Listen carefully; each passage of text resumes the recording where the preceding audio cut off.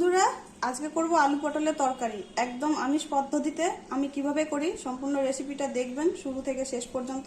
কড়াই গরম হয়ে গেছে, এখন দিয়ে দিচ্ছি সর্ষের তেল। আমার তেল গরম হয়ে গেছে, এখন এই যে কেটে ধুয়ে রাখা আলুগুলো দিয়ে দিলাম।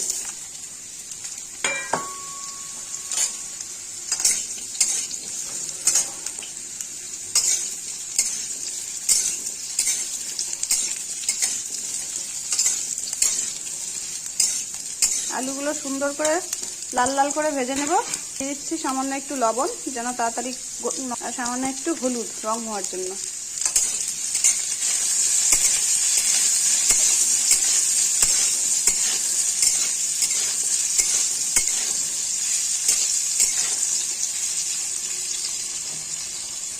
এখন ঢেকে দিব, আস্তে আস্তে হবে।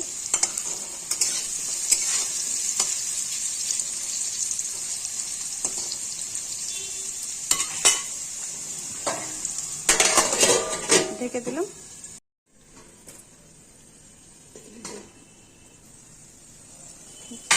এই যে আলুগুলো আমার কি সুন্দর রং হয়েছে, লাল লাল করে ভেজে নিয়েছি, দেখে বুঝতেই পাচ্ছেন আমার আলু ভাজা হয়ে গেছে। এখন আলুগুলো তুলে নিব।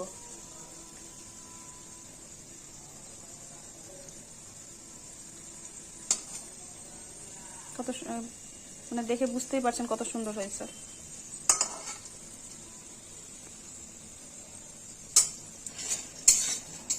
এখন আলুগুলো তুলে নিব।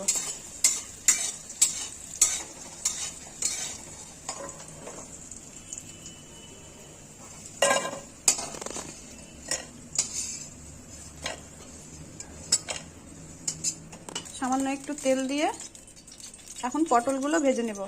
যে পটল কেটে ধুয়ে নিয়েছি,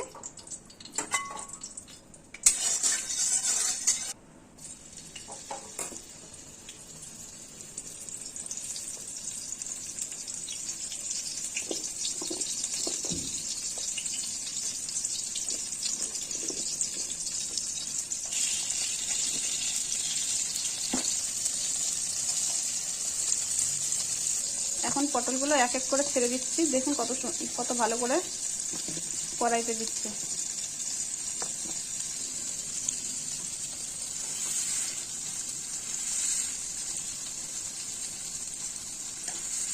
এইভাবে হাত দিয়ে চেপে চেপে দিচ্ছি যেন প্রত্যেকটা পটলের গায়ে তেল লাগে। এখন ঢেকে দিব। এখন পটলগুলো পাল্টে দিচ্ছি।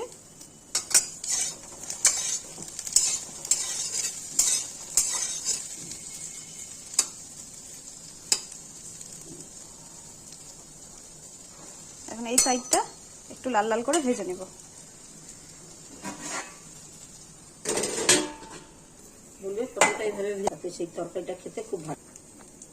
পটলগুলো এইভাবে ভেজে নিয়েছি, আর পটল থেকে একটা খুব সুন্দর সেন্ট বেরিয়েছে। এই সেন্টটা দারুণ লাগে। এখন তুলে নিচ্ছি, ভাজা হয়ে গেছে।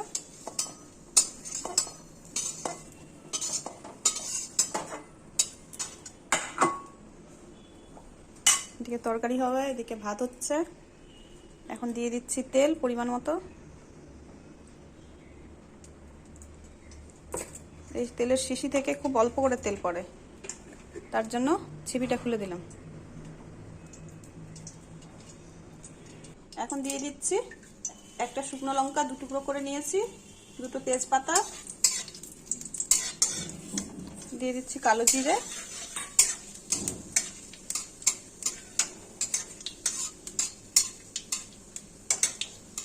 এখন দিয়ে দিব কুচনো পেঁয়াজ। পেঁয়াজটা লাল লাল করে ভেজে নিব। এদিকে পেঁয়াজ ভাজা হোক আমার, এদিকে ভাতের ফ্যান ফেলে নেব।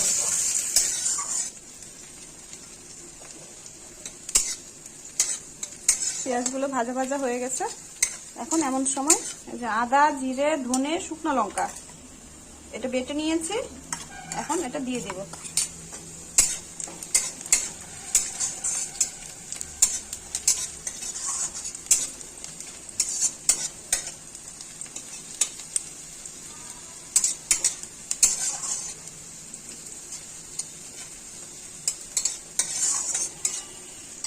এখন বাটা মশলাটা দিয়ে দিলাম, দিয়ে দিচ্ছি বাটির প্লেট ধোয়া জল,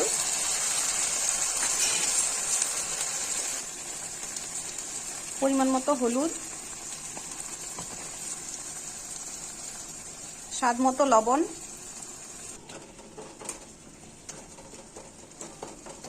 মশলাটা ভেজে নিচ্ছি। মশলা ভাজবার সময় গ্যাসের ফ্লেমটা একটু কম করে দেবেন, লো টু মিডিয়াম ফ্লেমে করবেন, তাহলে মশলা ভাজা খুব সুন্দর হয় আর মশলা থেকে সুন্দরভাবে তেলও ছেড়ে দেয়, পুড়ে যায় না।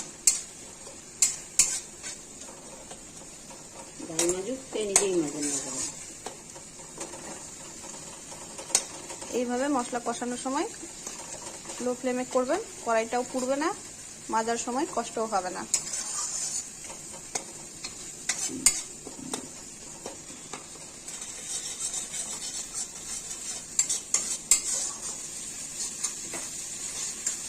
এখন দিয়ে দিচ্ছি রসুন বাটা, রসুনটা আধ চাকরা করে বেটেছি,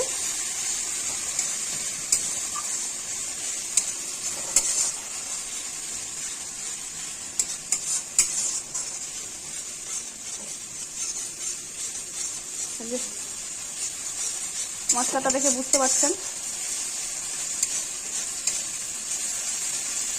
কত সুন্দর কালার হয়েছে আর তেলটাও ছেড়ে দিচ্ছে। এখন দেবো একদম সিক্রেট সোয়াবিন। সোয়াবিন, আলু, পটল আর সোয়াবিন দিয়ে একবার এইভাবে রান্না করে দেখবেন, কত দুর্দান্ত লাগে খেতে, অপূর্ব লাগে, মনে হয় যেন চিকেন কিমা দিয়েছি।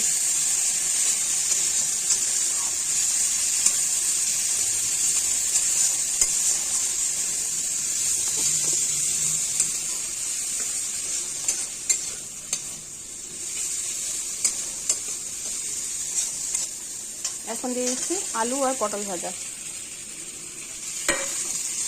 এখন মশলার সাথে ভালোভাবে কষিয়ে নেব, আর অল্প করে জল দিতে থাকতে হবে, নাহলে কিন্তু আলু পটলের সাথে মশলাটা ভালোভাবে মিশবে না। এখন যে শব্দটা শুনতে পাচ্ছেন এটা হচ্ছে আমাদের চিমনির শব্দ, প্রচণ্ড শব্দ করে।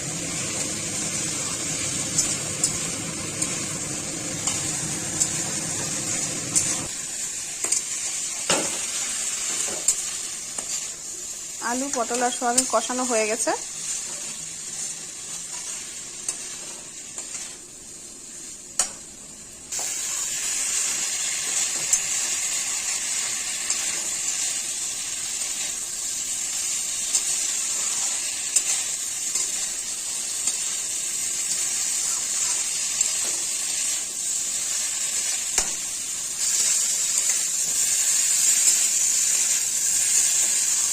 এখন দিয়ে দিচ্ছি পরিমাণ মতো জল, যতটা লাগবে, আরো একটু লাগবে মনে হয়, আলু পটল একটু সেদ্ধ হবে তো, সোয়াবিনও সেদ্ধ হবে,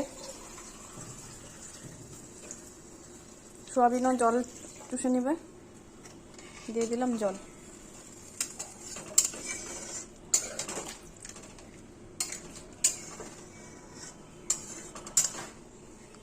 এখন 5-7 মিনিটের জন্য ঢেকে দিলাম।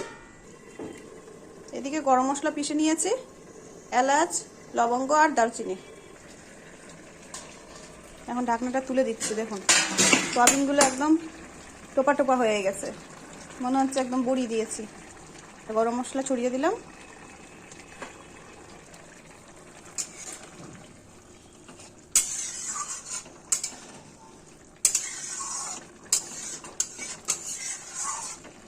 সোয়াবিন সেদ্ধ না করে এইভাবে দিয়ে দেখবেন, আমি যেভাবে রান্না করলাম একবার অবশ্যই এইভাবে ট্রাই করে দেখবেন, দুর্দান্ত লাগবে।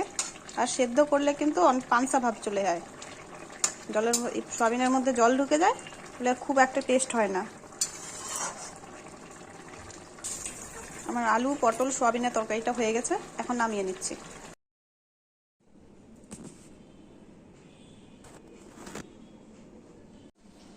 আমার আলু, পটল, সোয়াবিনের তরকারিটা হয়ে গেছে।